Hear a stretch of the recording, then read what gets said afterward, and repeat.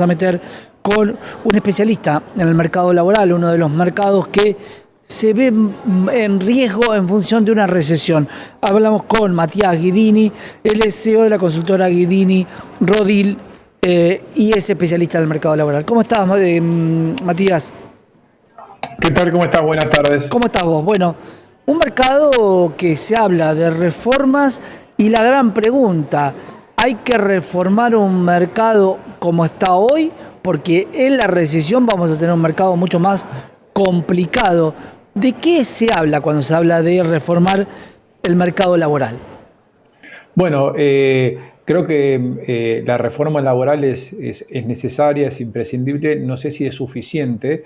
El punto de partida de esto es un mercado laboral registrado que hace por lo menos 10 años que prácticamente no crece, ¿no? El empleo privado de octubre de 2023 a octubre de 2013 crece un 5%, caen los autónomos un 8%, y lo que crece es el empleo público y los monotributistas. Es decir, una situación de fondo que es crítica. Obviamente que el contexto recesivo de los últimos meses potencia y pone el acento en que no es únicamente la reforma laboral lo necesario como para que recuperar empleo, pero por eso digo, hay que cambiar el marco legal, sí, de forma tal que contribuya a la creación del trabajo, pero obviamente que el contexto actual, digamos, recesivo condiciona eso. Claro, vamos a tratar de ver qué sería lo positivo para el empleado.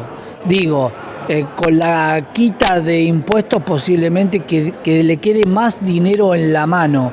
¿Qué otra ventaja podría llegar a tener? Porque que sea más fácil contratarlo, por un lado es bueno, pero por otro lado esto va a venir acarreando una indemnización muy rápida o un periodo de prueba muy largo. Digo, vamos a centrarnos en el empleado y tratar de dividir estas causas entre cuál es el beneficio para el empleado y cuál es el empleador, a ver si podemos tener en esta balanza quién se beneficia más con una reforma laboral.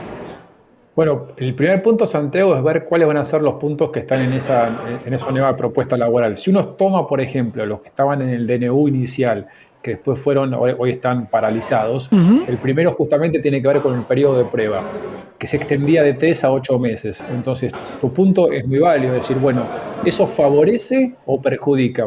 De un lado uno podría decir, bueno, tengo 8 meses o 7 y pico para tomar la decisión y después prescindir o despedir a alguien. Por otro lado, alguien podría decir, bueno, que el periodo sea más largo, incentiva que una empresa tenga más tiempo para eventualmente hacer crecer su negocio. Lo mismo con la indemnización. O sea, recordad que uno de los puntos centrales del DNU era, digamos, se revisaba de una forma el cálculo indemnizatorio, que lo hacía menos, sacaba los intereses, más económico, y por otra parte proponía de manera opcional la creación de un fondo de cese como una alternativa a la indemnización. Entonces, de vuelta, ¿eso perjudica o ayuda al trabajador? Y bueno, depende de alguna manera si el empleador lo toma como algo a favor o quiere abusar. En definitiva, lo que estoy diciendo es, yo no creo que ninguna de las medidas sea buena o mala per se, sino que siempre hay empleadores que son buenos y empleadores que van a abusar, como existe hoy actualmente con la ley que está igual, ¿no? O sea, cuando tiene que ver con los juicios y otras cuestiones. Sí hay cuestiones de fondo que tienen que ver con la forma del trabajo y una muy importante es el lugar de trabajo, ¿no? Aquellos trabajos que permiten hacerse a distancia, hay que recordar que hoy en día están de alguna manera, yo diría, regulados por una ley de teletrabajo que después fue reglamentada y hoy está, yo diría, con una ejecución bastante parcial y que es un tema muy importante porque hoy todas aquellas empresas que pueden trabajar a distancia lo están haciendo. Hoy el 90% de las empresas trabajan en un esquema híbrido. Y ese grupo de trabajadores, diría yo, bueno, me parece que merecerían un marco legal más prolijo. Claro, porque esto se dio con la pandemia, pero después quedó como algo instalado.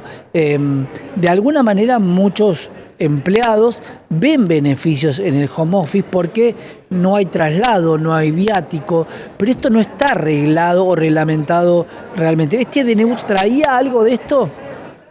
Claro, exactamente. O sea, y ese beneficio en realidad es consecuencia de una coyuntura actual, la pérdida del salario real contra la inflación. Ya van 6 años y donde uno dice, sí, si yo puedo ahorrarme el transporte, el almuerzo, el estacionamiento, me conviene.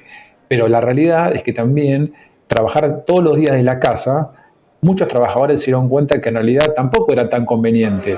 En definitiva, hoy lo que prima es la flexibilidad. Lo que piden los trabajadores es la posibilidad de elegir y ver cuántos días van en la casa y cuántos en el trabajo. Ahora, algo importante cuando se habla de reforma laboral, que a mí mucho no me gusta más hablar de un nuevo marco laboral. Hay que recordar que en Argentina, por lo menos el 50-60% de la gente depende de la región, trabaja en la informalidad. Entonces, antes de hablar de un nuevo marco laboral, Claro, yo digo, ¿cómo los incorporás, no? Porque el claro, monotributo fue un poco eso. Bueno, ya que hacías algo, facturalo y por lo menos cobrabas el monotributo, tenías la recaudación del monotributo. Ahora, por otro lado, ¿cómo haces para que toda la economía informal, que abastece a toda una economía informal, en algún momento algunos se jactaba de esta palabra Barrani, pago en negro? Digo, hicimos un culto de la economía en negro también en este país. ¿Cómo cambiás esa economía en negro para pasarla en blanco sin perjuicio del empleado? Porque muchas veces dice, no, déjame en negro porque si no me vas a descontar jubilación, impuestos. Entonces, ¿cómo vas a poder cambiar esa situación? La figura del monotributo quedó muy corta. ¿Qué puedes inventar ahí para formalizar a los empleados que están en negro? bueno, por eso, ese es un debate complejo. Yo te diría, yo no sé si lo va a perjudicar al trabajador, porque ese trabajador hoy en día es cierto que cobra y no tiene que pagar cargas, pero no tiene ningún tipo de obra social, no tiene ningún tipo de seguro, no tiene ningún tipo de indemnización, ¿no? Con lo cual, Claro. ojo a ver qué derechos. Por eso a mí me causa, entre comillas, gracia, dice, cuando discutimos la reforma laboral, pero digo, antes de eso, discutamos cómo toda esta gente puede entrar y tener al Claro. menos algunos derechos y obligaciones que hoy no tienen. Y también ahí se incluyen muchos de los trabajadores freelance. Hay mucha gente que trabaja de manera independiente hacia el exterior, tal vez más calificados, y hoy están afuera del mercado laboral, ¿no? Sin duda, y esos freelance están esperando que se abra el cepo cambiario para poder cobrar lo que cobran. Cuando cobren seguramente podrán traer los dólares que correspondan aquí. Matías, muchísimas gracias.